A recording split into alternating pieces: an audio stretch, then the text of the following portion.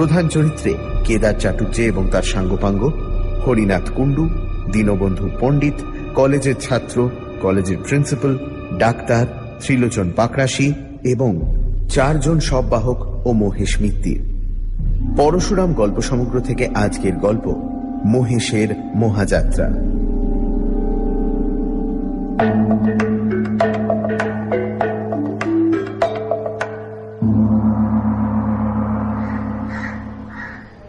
কেদার চাটুর্যে মশাই বললেন, আজকাল তোমরা সামান্য একটু বিদ্যা শিখে নাস্তিক হয়েছ, কিছুই মানতে চাও না। যখন আরো একটু শিখবে তখন বুঝবে যে আত্মা আছেন, ভূত পেতনি এরাও আছেন, এই ব্রহ্মদত্তি কন্ধকাটা এরাও আছেন। বংশলোচন বাবুর বৈঠকখানায় গল্প চলছিল। তাঁর শালা নগেন বলল, আচ্ছা বিনোদদা, আপনি ভূত বিশ্বাস করেন?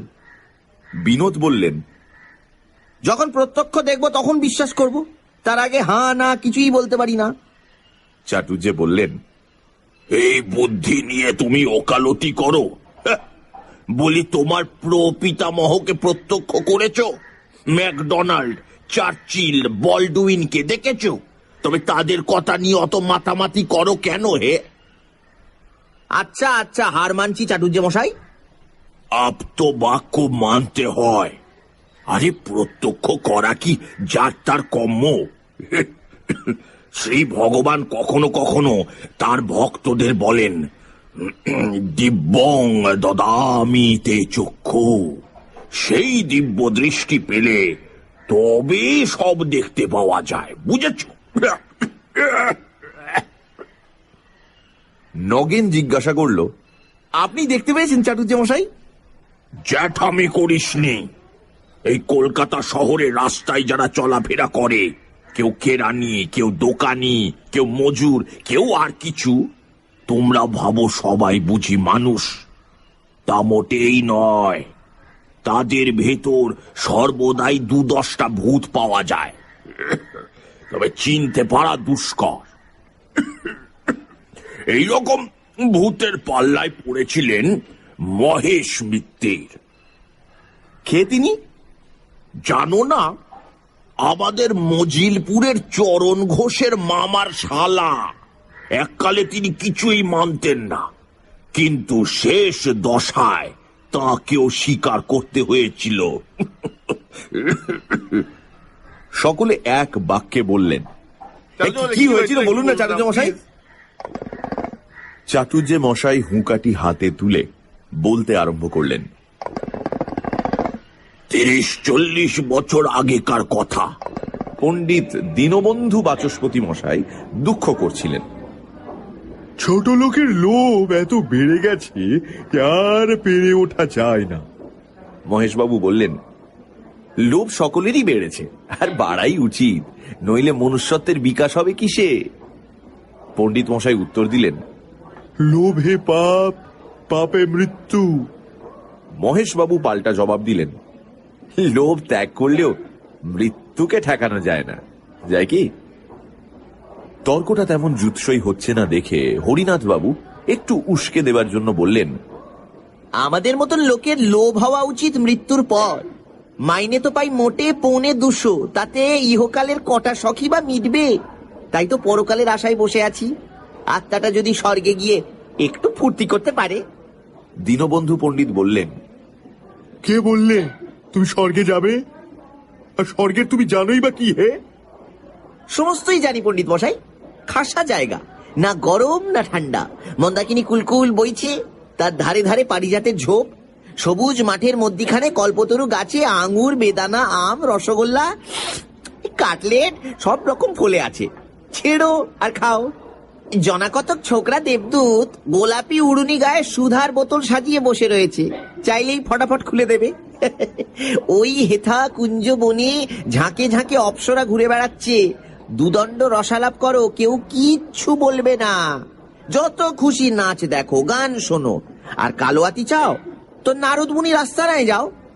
মহেশবাবু বললেন, সমস্তই গাঁজা। পরলোক আত্মা ভূত ভগবান কিছুই নেই, ক্ষমতা থাকে প্রমাণ করো। তর্ক জমে উঠল। প্রফেসররা কেউ এক পক্ষে কেউ অপর পক্ষে দাঁড়ালেন। পণ্ডিত মশাই দারুণ অবজ্ঞায় ঠোঁট উল্টে বসে রইলেন।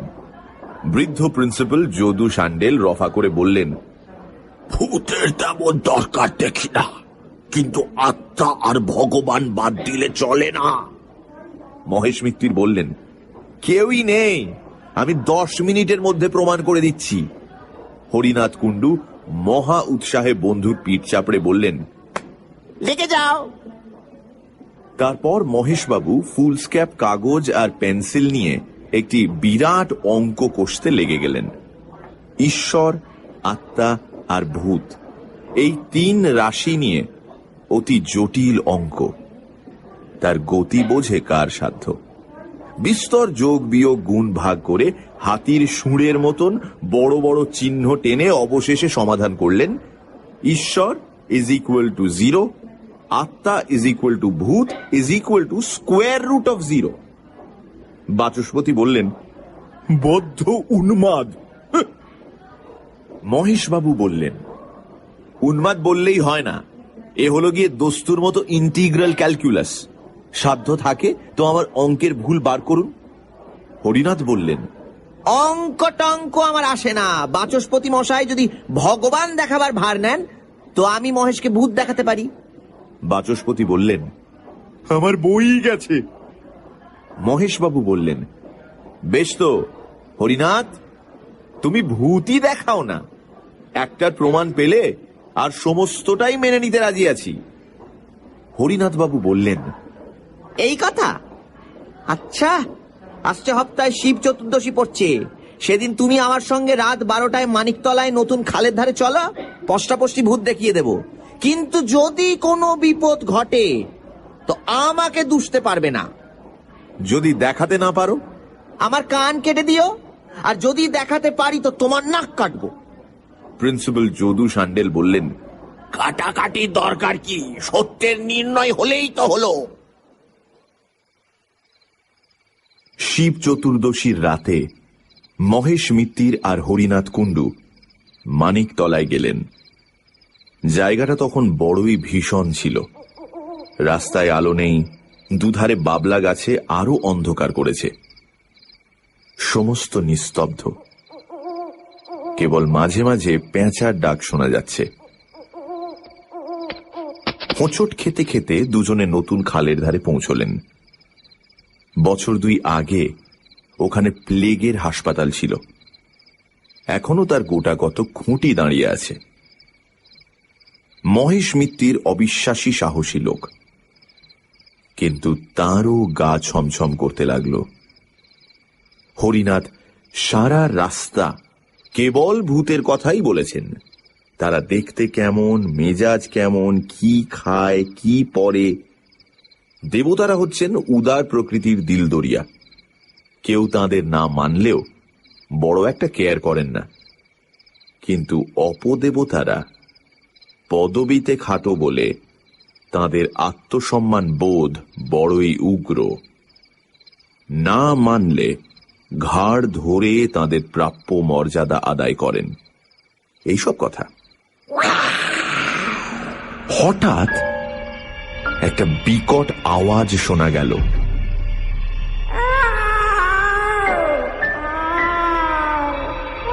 যেন কোনো অশরীরী বেড়াল তার পলাতকা প্রণয়িনীকে আকুল আহ্বান করছে। একটু পরেই মহেশবাবু রোমাঞ্চিত হয়ে দেখলেন একটা লম্বা রোগা কুচকুচে কালো মূর্তি দুহাত তুলে সামনে দাঁড়িয়ে আছে। তার পিছনে একটু দূরে ওই রকম আরো দুটো।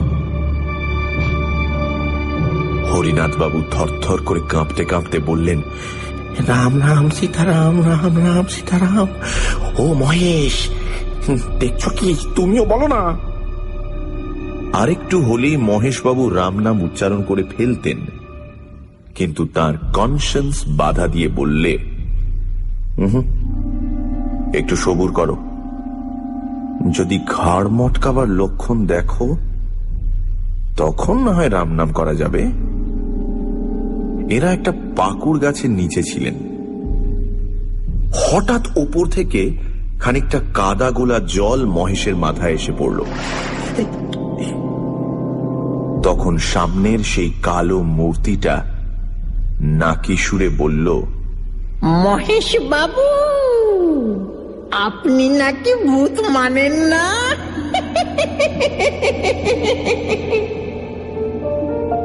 এই অবস্থায় বুদ্ধিমান ব্যক্তিমাত্রই বলে থাকেন, আগে আগে হ্যাঁ মানি মানি মানি মানি মানি বই কি। কিন্তু মহেশ মিত্তির বেয়াড়া লোক। হঠাৎ তার কেমন একটা খেয়াল হলো, ধাঁ করে এগিয়ে গিয়ে ভূতের কাঁধ খামচে ধরে জিজ্ঞাসা করলেন, কোন ক্লাস? ভূত থতমত খেয়ে জবাব দিল, second year sir. Roll number কত? ভূত করুণ নয়নে হরিনাথের দিকে চেয়ে জিজ্ঞাসা করল, বলি স্যার। হরিনাথের মুখে রাম রাম ছাড়া কথা নেই। পেছনের দুটো ভূত অদৃশ্য হয়ে গেল। পাকুড় গাছে যে ছিল সে টুপ করে নেমে এসে পালিয়ে গেল। তখন বেগতিক দেখে সামনের ভূতটি ঝাঁকুনি দিয়ে মহেশের হাত ছাড়িয়ে চোঁচা দৌড় মারল। মহেশ মিত্তির হরিনাথের পিঠে একটা প্রচন্ড কিল মেরে বললেন, চোচ্চর। হরিনাথও পাল্টা কিল মেরে বললেন, হাম্মক। নিজের নিজের পিঠে হাত বোলাতে বোলাতে দুই বন্ধু বাড়ি মুখ হলেন। আর আসল ভূত যারা আশেপাশে লুকিয়েছিল তারা মনে মনে বলল, আজই রজনীতে হয়নি সময়। পরদিন কলেজে হুলুস্থুল বেঁধে গেল। সমস্ত ব্যাপার শুনে প্রিন্সিপাল ভয়ঙ্কর রাগ করে বললেন, অত্যন্ত শ্যামফুল কাণ্ড। দুজন নামজাদা অধ্যাপক একটা তুচ্ছ বিষয় নিয়ে হাতাহাতি। ছি ছি ছি ছি। হরিনাথ, তোমার লজ্জা নেই? হরিনাথ বাবু ঘাড় চুলকে বললেন, আগে আমার উদ্দেশ্যটা ভালোই ছিল। মহেশকে রিফর্ম করবার জন্য যদি একটু ইয়ে করেই থাকি তাতে দোষটা কি? হাজার হোক আমার বন্ধু তো। মহেশ বাবু গর্জন করে বললেন, কে তোমার বন্ধু? প্রিন্সিপাল বললেন, মহেশ, তুমি চুপ করো। উদ্দেশ্য যাই হোক, কলেজের ছেলেদের এর ভেতর জড়ানো একেবারে অমার্জনীয় অপরাধ। হরিনাথ, তুমি বাড়ি যাও। তোমায় সাসপেন্ড করলুম। আর মহেশ, তোমাকেও সাবধান করে দিচ্ছি, আমার কলেজে ভুতুড়ে তর্ক তুলতে পারবে না। মহেশবাবু উত্তর দিলেন, সে প্রতিশ্রুতি দেওয়া শক্ত। সকল রকম কুসংস্কার দূর করাই আমার জীবনের ব্রত। তবে তোমাকেও সাসপেন্ড করলুম। অন্যান্য অধ্যাপকেরা চুপ করে সমস্ত শুনছিলেন। তারা প্রিন্সিপালের হুকুম শুনে কোনো প্রতিবাদ করলেন না, কারণ সকলেই জানতেন যে তাদের কর্তার রাগ বেশি দিন থাকে না। মহেশবাবু তাঁর বাসায় ফিরে এলেন। হরিনাথের ওপর প্রচন্ড রাগ। হতভাগা একটা গভীর তত্ত্বের মীমাংসা করতে চায় জোচ্চুরির দ্বারা। সে আবার নাকি ফিলসফি পড়ায়।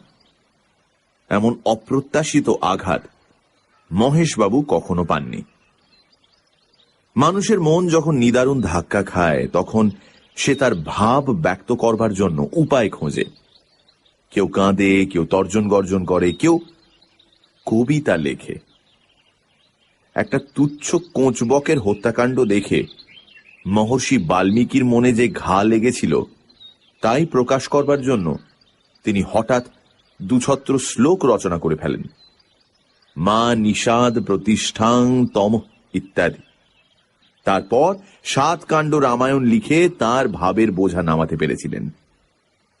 আমাদের মহেশ মিত্তির চিরকাল নিরস অঙ্কশাস্ত্রের চর্চা করে এসেছেন, কাব্যের কিছুই জানতেন না, কিন্তু আজ তারও মনে হঠাৎ একটা কবিতার অঙ্কুর গজগজ করতে লাগলো। তিনি আর বেগ সামলাতে পারলেন না। কলেজের পোশাক না ছেড়েই বড় একখানা অ্যালজেব্রা খুলে তার প্রথম পাতায় লিখলেন, হরিনাথ কুণ্ডু খাই তার মুন্ডু। কবিতাটি লিখে বারবার ডাইনে বাঁয়ে ঘাড় বেঁকিয়ে দেখে আদি কবি বাল্মীকির মতন ভাবলেন, উত্তম হয়েছে। কিন্তু একটা খটকা বাঁধল। কুণ্ডুর সঙ্গে মুন্ডুর মিল আবহমান কাল থেকে চলে আসছে। এতে মহেশের কৃতিত্ব কোথায়? কালিদাসই হন আর রবীন্দ্রনাথই হন, কুণ্ডুর সঙ্গে মুন্ডু মেলাতেই হবে। এ হলো প্রকৃতির অলঙ্ঘনীয় নিয়ম। মহেশ একটু ভেবে ফের লিখলেন, কুণ্ডু হরিনাথ, মুন্ডু করি পাত। হ্যাঁ, এইবার মৌলিক রচনা বলা যেতে পারে। মহেশের মনটা একটু শান্ত হল।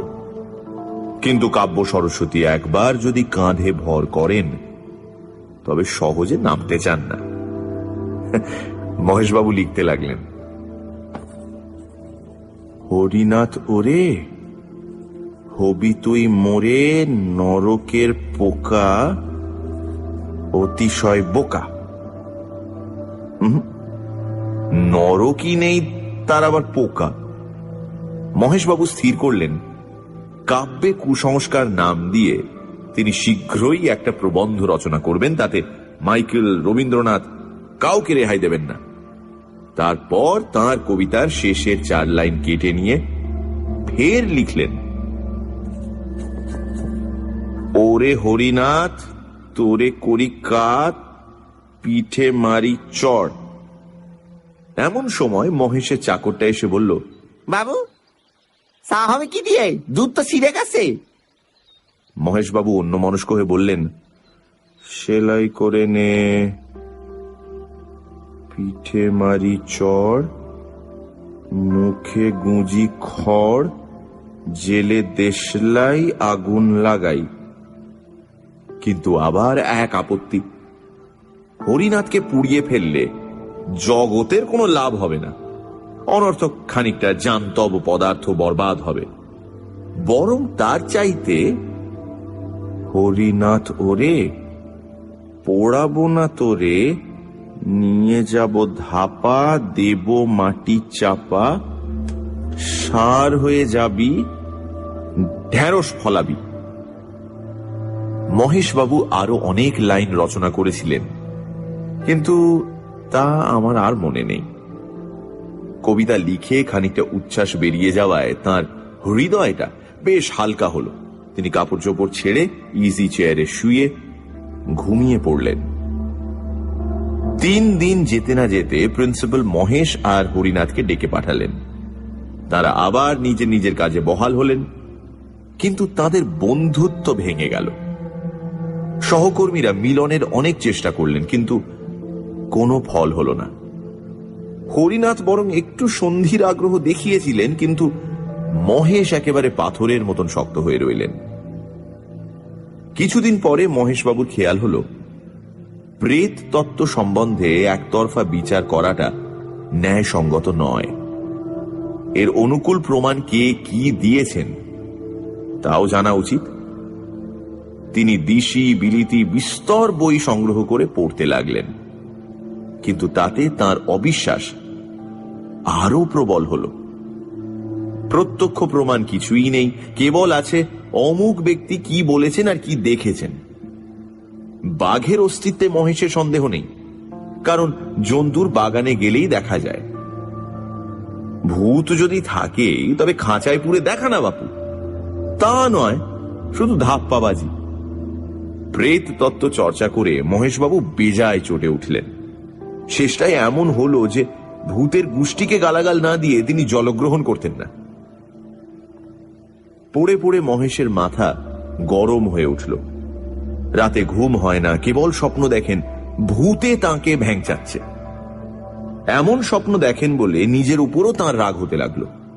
ডাক্তার বললেন, পড়াশোনা বন্ধ করুন, বিশেষ করে ওই ভুতুড়ে বইগুলো। যা মানেন না তার চর্চা করেন কেন? কিন্তু ওই সব বই পড়া মহেশের এখন কিন্তু একটা নেশা হয়ে দাঁড়িয়েছে।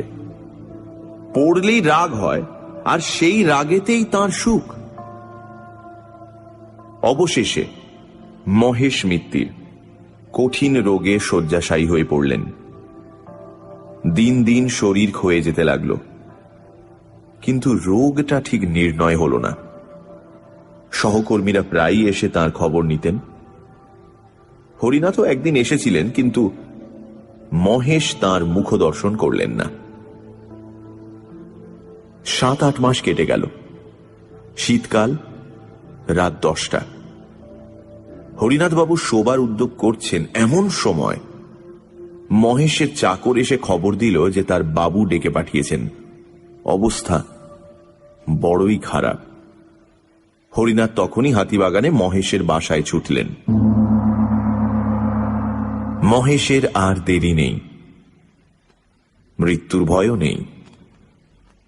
বললেন, হরিনাথ, তোমায় ক্ষমা করলুম,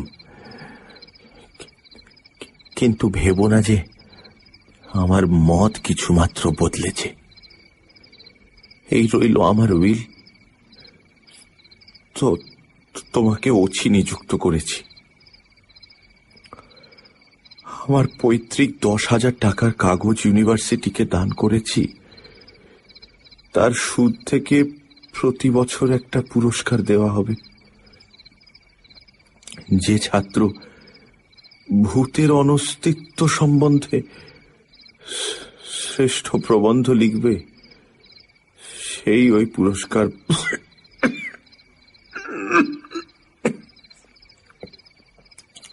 আর দেখো, খবরদার শ্রাদ্ধ টাদ্ধ করো না। ফুলের মালা, চন্দন, কাঠ, ঘি এসব দিও না, একদম বাজে খরচ। তবে হ্যাঁ, 2-4 বোতল কেরোসিন ঢালতে পারো। 1.5 সের গন্ধক আর 5 সের সোরা আনানো আছে, তাও দিতে পারো। চটপট কাজ শেষ হয়ে যাবে। আচ্ছা, চললুম তাহলে। হরিনাথ। রাত প্রায় 11:30। মহেশের আত্মীয় স্বজন কেউ কলকাতায় নেই, থাকলেও বোধহয় তারা আসতো না। বড়দিনের বন্ধ, কলেজের সহকর্মীরা প্রায় সকলেই অন্যত্র গেছেন। হরিনাথ মহা বিপদে পড়লেন। মহেশবাবু চাকরকে বললেন পাড়ার জনাকতক লোক ডেকে আনতে।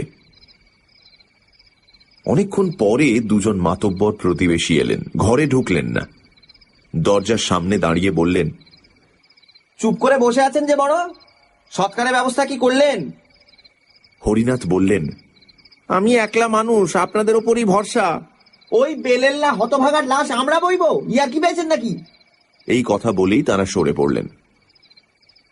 হরিনাথের তখন মনে পড়ল বড় রাস্তার মোড়ে একটা মাঠ কোঠায় সাইনবোর্ড দেখেছেন, বৈতরণী সমিতি, ভদ্র মহোদয়গণের দিবারাত্র সস্তায় সৎকার।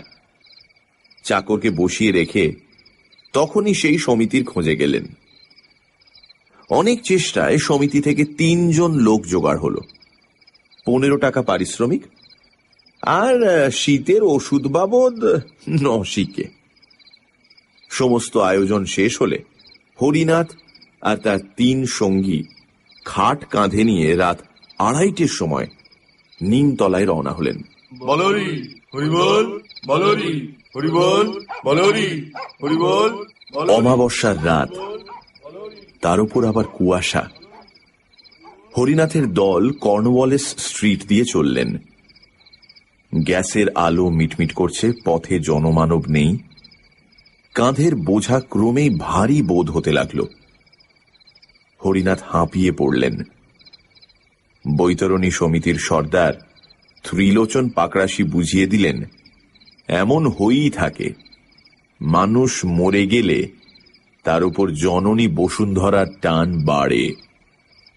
হরিনাথ একলা নয়, তার সঙ্গীরা সকলেই সেই শীতে গলদঘর্ম হয়ে উঠল।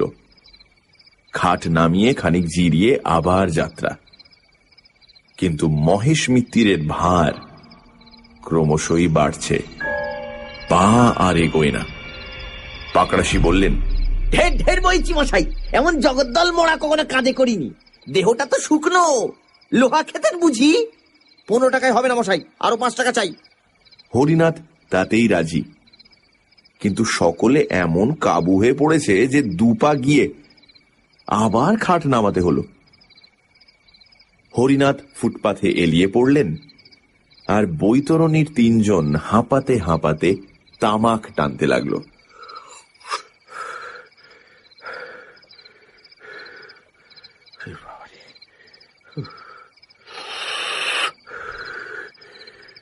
ওঠবার উপক্রম করছেন এমন সময় হরিনাথের নজর পড়ল কুয়াশার ভেতর দিয়ে একটা আবছায়া তাদের দিকে এগিয়ে আসছে। কাছে এলে দেখলেন কালো র্যাপার মুড়ি দেওয়া একটা লোক। লোকটি বলল, আপনারা হাঁপিয়ে পড়েছেন দেখছি, বলেন তো আমি কাঁধ দিই? হরিনাথ ভদ্রতার খাতিরে দু একবার আপত্তি জানালেন, কিন্তু শেষটায় রাজি হলেন। লোকটি কোন জাত তার জিজ্ঞাসা করলেন না, কারণ মহেশ মিত্তির ও বিষয়ে চিরকাল সমদর্শী, আর এখন তো কথাই নেই। তাছাড়া যে লোক উপযাচক হয়ে শ্মশান যাত্রায় সঙ্গী হয় সে তো বন্ধু বটেই। ত্রিলোচন পাকড়াশি বললেন, কাজ দিতে চাও দাও, কিন্তু বখরা পাবে না, তা বলে রাখছি। আগন্তুক বলল, বখরা চাই না। এবার হরিনাথকে কাঁধ দিতে হলো না। তার জায়গায় নতুন লোকটি দাঁড়ালো। আগের চেয়ে যাত্রাটা একটু দ্রুত হলো, কিন্তু কিছুক্ষণ পরে আর পা চলে না, ফের খাট নামিয়ে বিশ্রাম। পাকড়াশি বললেন, 20 টাকার কাজ নয় বাবু, এ হলো মোষের গাড়ির বোঝা, আরো 5 টাকা চাই। এমন সময় আবার একজন পথিক এসে উপস্থিত, ঠিক প্রথম লোকটির মতন কালো র্যাপার গায়ে। এও খাট বইতে প্রস্তুত। হরিনাথ দ্বিরুক্তি না করে তার সাহায্য নিলেন। এবার পাকড়াশি মশাই রেহাই পেলেন। খাট চলেছে আরো একটু জোরে, কিন্তু কিছুক্ষণ পরে আবার ক্লান্তি। মহেশের ভার অসহ্য হয়ে উঠেছে। তার দেহে কিছু ঢোকেনি তো? খাট নামিয়ে আবার সবাই দম নিতে লাগলো। কে বলে শহুরে লোক স্বার্থপর? আবার একজন সহায় এসে হাজির, সেই কালো র্যাপার গায়ে। হরিনাথের ভাববার অবসর নেই, বললেন, চলো চলো চলো চলো চলো। আবার যাত্রা, আরো একটু জোরে, তারপর ফের খাট নামাতে হলো। এই যে চতুর্থ বাহক এসে হাজির, সেই কালো র্যাপার। এরা কি মহেশকে বইবার জন্যই এই 3 প্রহর রাতে পথে বেরিয়েছে? হরিনাথের আশ্চর্য হবার শক্তি নেই, বললেন, ওঠাও ওঠাও খাট, চলো জলদি চলো। 4 জন অচেনা বাহকের কাঁধে মহেশের খাট চলেছে। পিছনে হরিনাথ আর বৈতরণী সমিতির 3 জন। এইবার গতি বাড়ছে, খাট হন হন করে চলেছে। হরিনাথ আর তার সঙ্গীদের ছুটতে হলো। আরে আরে অত তাড়াতাড়ি কেন, একটু আস্তে চলো। কেই বা কথা শোনে, ছুট ছুট। আরে কোথায় নিয়ে যাচ্ছ? আরে থামো থামো, এই বিডন স্ট্রিট ছাড়িয়ে গেল যে। এই লোকগুলো কি শুনতে পায় না? ও হ্যাঁ পাকড়াশি, থামাও না ওদের তাড়াতাড়ি। কি কোথায় পাকড়াশি? তিনি বিচক্ষণ লোক, ব্যাপারটা বুঝে টাকার মায়া ত্যাগ করে সদলে পালিয়েছেন। মহেশের খাট তখন তীর বেগে ছুটছে। হরিনাথ পাগলের মতন পিছু পিছু দৌড়চ্ছেন। কর্নওয়াল স্ট্রিট, গোলদিঘি, বউবাজারের মোড় সব পার হয়ে গেল। কুয়াশা ভেদ করে সামনের সমস্ত পথ ফুটে উঠেছে।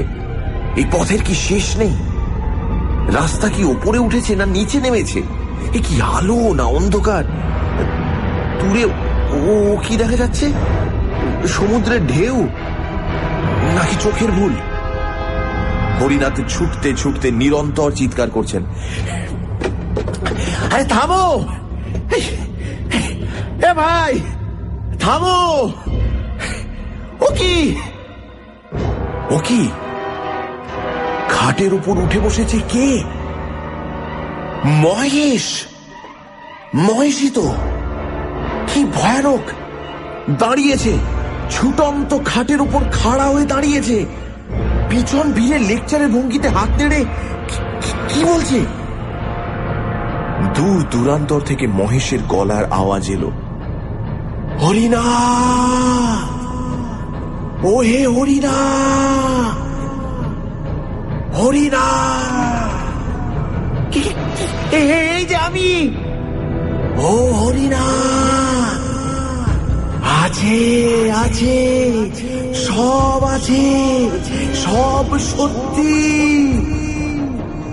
মহেশের খাট অগোচর হয়ে এলো, তখনও তার ক্ষীণ কণ্ঠস্বর শোনা যাচ্ছে, আছে আছে, হরিনা আছে, সব আছে। হরিনাথ মূর্ছিত হয়ে পড়লেন।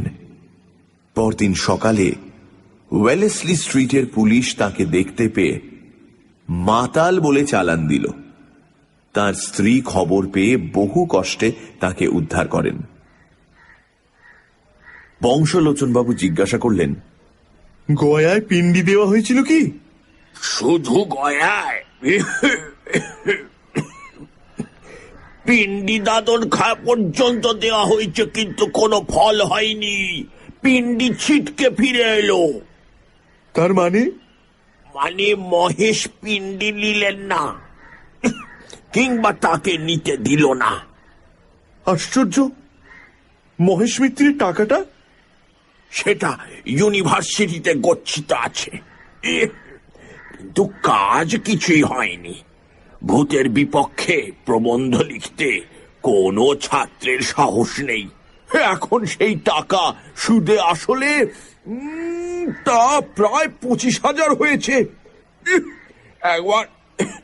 একবার সেনেটে প্রস্তাব ওঠে টাকাটা প্রত্ন বিভাগের জন্য খরচ হোক, কিন্তু ছাদের ওপরে এমন দুবদাব শব্দ শুরু হলো যে সবাই ভয়ে পালালেন।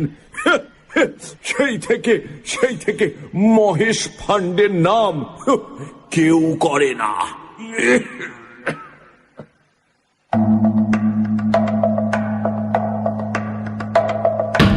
I want 100,000 likes on this video.